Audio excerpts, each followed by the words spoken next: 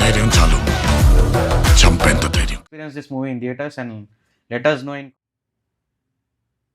చెప్పరా సైలెంట్గా ఉన్నావేరా? కాదు, సినిమాలో జాహ్నవి కపూర్కి ప్రకాష్ రాజ్కి ఎంతసేపు స్క్రీన్ టైం ఉందా అని ఆలోచిస్తున్నాను, లేదా ఎన్ని డైలాగులు ఉన్నాయని ఆలోచిస్తున్నాను. బేసిక్గా దేవర నువ్వు తంగం అనే క్యారెక్టర్కి ఏమో జాహ్నవి కపూర్కు 2 డైలాగులు, ట్రైలర్లో ఉన్న 2, ఫస్ట్ ట్రైలర్లో ఒక డైలాగ్ ఉంటుంది, సెకండ్ ట్రైలర్లో ఒక డైలాగ్ ఉంటుంది. వాళ్ళయ్య రూపం వచ్చింది కానీ రక్తం రాలేదే. దాంట్లో ఇంతప్పటి నుంచి చూస్తుండగా ఆ 2 డైలాగులే ఉన్నాయి సినిమాలో. ఎటు మనకి చుట్టుమల్లె సాంగ్ ఏదైతే ఉందో అదే ఉంది. ఇంకా జాహ్నవి కపూర్ సినిమాలో లేదు. ఎక్కడికి వెళ్ళిపోయింది ఎవరు తెలీదు.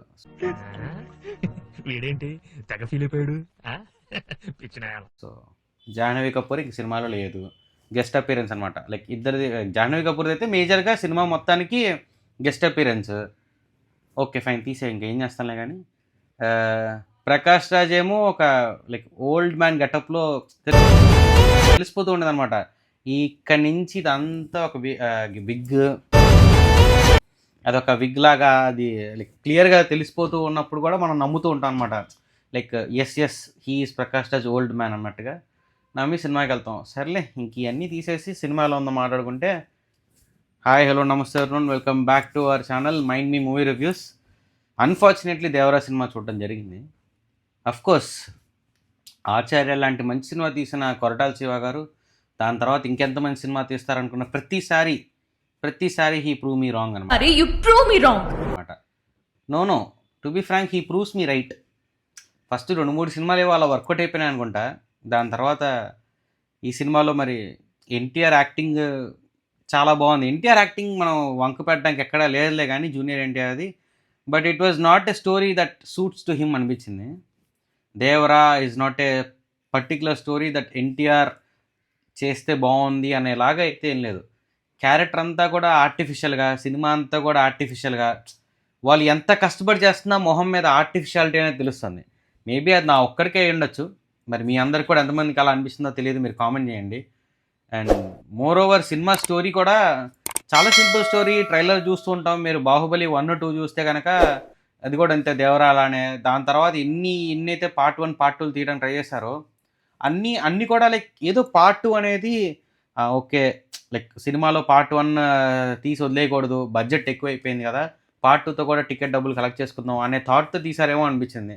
అనవసరం, సినిమా అక్కడికక్కడ ఎండ్ చేసేయచ్చు. స్టోరీ అయిపోయింది, స్టోరీ ఇంటర్వెల్ దగ్గర మొదలవుతుంది, సెకండ్ హాఫ్ సగంలో అయిపోతుంది. ఏందన్నా ఇంత జ్వరం వచ్చింది, సెగ ఇక్కడికి తగులుతుంది. ఇది చూసే సినిమా ఆడియన్స్ చూసే వాళ్ళందరికి అర్థమైపోద్ది, ఈడే చేస్తున్నట్రా, ఇదే జరిగిందిరా సినిమా అని. బట్ క్లైమాక్స్ దాకా దాన్ని తీసుకొచ్చి అప్పటిదాకా ప్రకాష్ రాజ్ మూగాడు అన్నట్టుగా ఇందిరా సినిమాలో తనికల భరణి చెప్పినట్టు ఒక పెద్ద ఓపెనింగ్ సీన్ ఇచ్చేసి మాట్లాడి ఇప్పుడు అన్నట్టుగా నన్ను ఆపొద్దని మాట్లాడతారు. ఆ మాట్లాడిందంతా కూడా ఇంకా అయిపోయింది. సినిమాలో పాటలు అనిరుద్ధ్ కూడా ఏంటంటే 1-2 సీన్లు ఉంటాయి, మంచి ఎలివేట్ చేస్తాడు. బట్ సినిమాకి దానికి ముందు ఎమోషన్ లేదు. ఇంటర్వెల్లో ఒక మంచి ఎలివేషన్ పడుతుంది, కానీ దానికి ఎంజాయ్ చేసే అంత ఎమోషన్ మనకు రావట్లేదు. ఇప్పుడు బేసిక్ ఎలా ఉంటుందంటే పరిగెత్తుకుంటూ వచ్చేసి ఎవరినో చంపేశారంటారు. మనం వాడు చచ్చిపోయిన వాడికి ఫీల్ అవ్వాలి కదా, మనం ఫీల్ అవ్వలేం. బికాజ్ తెలిసిపోతూ ఉంటుంది ఇది అంతా ఏం లేదురా అని. ఆ ప్రొడక్షన్ వాల్యూస్ కానీ, సెట్ కానీ, కాస్ట్యూమ్స్ కానీ చాలా ఏదో అతికిచ్చినట్టు. సినిమాలో డైలాగులు కానీ ఒక్క డైలాగ్ లేదు మంచిగా. లైక్ కొరటాల శివ సినిమాలో అట్లీస్ట్ ఆచార్యలో మనకి పాదగట్టం అనే డైలాగ్ నవ్వుకోవడంగానే ఉంది, ఇందులో అది కూడా లేదు. దానికి తోడు అసలు హైలైట్ సినిమాకి ఏంటంటే ముందు ఒక డాన్ అనే 2 క్యారెక్టర్ల పేరు చెప్పి ఎక్కడెక్కడి నుంచో స్టోరీ తీసుకుని వస్తారు. అసలు అంత పెద్ద కనెక్షన్ ఎందుకు అనేది ఏమో అర్థం కాదు. చాలా సింపుల్గా తీసేయచ్చు, డైరెక్ట్గా దేవరా అనే స్టార్ట్ చేసే దానికి ఏదేదో దావూద్ ఇబ్రహీం రేంజ్లో ఒక డాన్ స్టోరీ క్రియేట్ చేసి ఆ డాన్ నుంచి ఐలాండ్కి వచ్చి ఈ అంతా కూడా ఆడియన్స్ని కన్ఫ్యూజ్ చేసి చూసే వాళ్ళు ఎవర్రా వీళ్ళు ఎందుకు ఇదంతా చేస్తున్నారు అన్నట్టు ఉంటుంది. దానికి తోడు ప్రకాష్ రాజ్ 2-3 క్రింజ్, లైక్ ప్రకాష్ రాజ్ 2-3 సీన్లు, జాహ్నవి 2-3 సార్లు క్రింజ్ డైలాగులు, సెకండ్ హాఫ్ అంతా కూడా ఏం ఇట్స్ ఓకే. నాకైతే సినిమాలో ఏ కోసానా ఏది కూడా నాట్ షూర్. మాట్లాడుతున్నప్పుడు కూడా ఇంక నాకు నవ్వు వస్తూ ఉంటుంది సినిమా చూస్తుందంత. పాపం ఫీల్ అన్నట్టున్నారు. చాలా దారుణంగా బలైపోయా ఉన్నట్టుగా ఇండియన్ 2 ఇండియా 3కి ఎలా మనం హైప్ ఇచ్చి వదిలేస్తారో ఇండియా 2లో పాటలు ఉండవు, అలానే ఇందులో కూడా దావూదీలో కూడా సాంగ్స్ లేవు. ఎందుకు అనిరుద్ మనల్ని మోసం చేయడం ట్రై చేస్తుందని నాకు అర్థం కావట్లేదు. ఏదో ఆ దావూదీ సాంగే కాస్త కూస్త బాగుంది అనుకుంటే ఆ సాంగ్నే తీస్తారు సినిమాలో.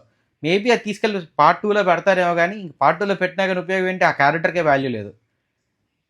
ఏం రాస్తారో దాన్ని ఎక్స్టెండ్ ఏం చేస్తారో. ఒక్కటి మాత్రం నిజం ఏంటంటే మూవీలో బాగుంది లేదా మూవీలో యాక్టింగ్ బాగుంది, వాళ్ళ ఆర్టిఫిషియల్గా చేయలేదు, న్యాయం చేసిన క్యారెక్టర్ ఎవరంటే సైఫ్ అలీ ఖాన్.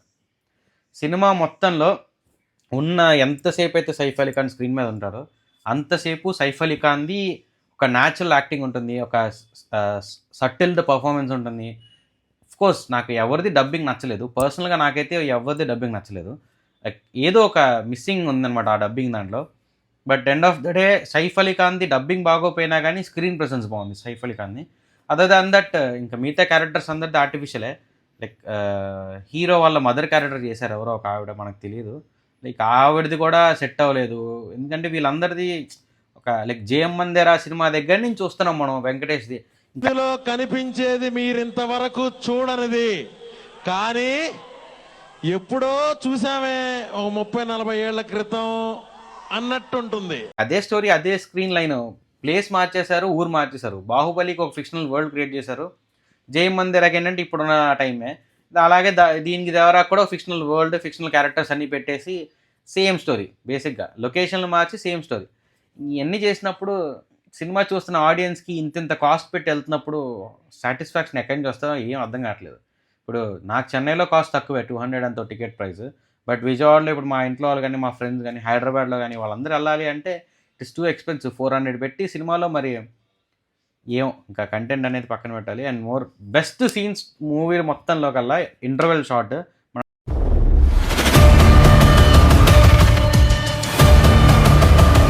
ట్రైలర్లో చూపిస్తారు కదా హాఫ్ మూన్ది blood shot and climax shark sequence, ఈ రెండు మనకి ఇచ్చే హైప్ని, ఈ రెండు మనకి ఇచ్చే సీన్స్, ఆ రెండు సీన్స్ జరిగేటప్పుడు సిచ్యువేషన్స్ కానీ సినిమాకి అదే పాజిటివ్. ఏదన్నా కాస్త కూస్తో చూసిన 3 గంటల సినిమా 3 hours వచ్చేస్తుంది, 2 hours 46 minutes, 2 hours 50 minutes something. ఈ స్పాన్లో జరిగినంతా కూడా ఆ 10 minutes, ఈ 10 minutes సినిమాకి హైలైట్. ఆ జరిగే ట్విస్ట్లు అన్నీ కూడా మనకు తెలిసిపోతూ ఉంటాయి సినిమా చూస్తున్నప్పుడే. సో ఈ గ్యాప్లో జరిగేదంతా కూడా like this is the only sequence that will get entertained. Other than that it's up to you guys, go and watch this movie in theatres. మీ పర్సనల్ ఎక్స్పీరియన్స్ని మీరు షేర్ చేయండి. మరో ఆచార్య సినిమా అప్పుడు జరిగిన రికార్డ్ని ఎంతవరకు బ్రేక్ చేస్తుందో చూద్దాం. అండ్ లైక్ ఎన్టీఆర్ గారికి ఇది మంచి సక్సెస్ అవ్వాలని చాలా గట్టి కోరుకున్న వాళ్ళలో నేను ఒకరిని, మేమందరం కూడా ఒకళ్ళం. కానీ ఇంకా unfortunately it's not in our hands, it's not in their hands, it's audience hands. జనాలకి నచ్చచ్చేమో, నాకు నచ్చలేదు పర్సనల్గా, మరి జనాలకు నచ్చచ్చేమో. మీరు వెళ్ళి చూస్తే కానీ మీకు తెలియదు కాబట్టి మీకు ఎలా అనిపించింది అనేది. Thanks for watching this video. Please do subscribe our channel mind me. ఇలాంటి సొల్లు, ఇలాంటి దిక్కుమాలిన మాటలన్నీ మనం మాట్లాడుకుంటూ ఎలా ఉంటుందో సినిమా గురించి ఎక్స్పీరియన్స్ చేసుకుంటూ అప్పుడప్పుడు సాటర్డే సండే వీడియోలు చేసుకుంటూ ఎంజాయ్ చేద్దాం. Thanks for watching. Bye bye.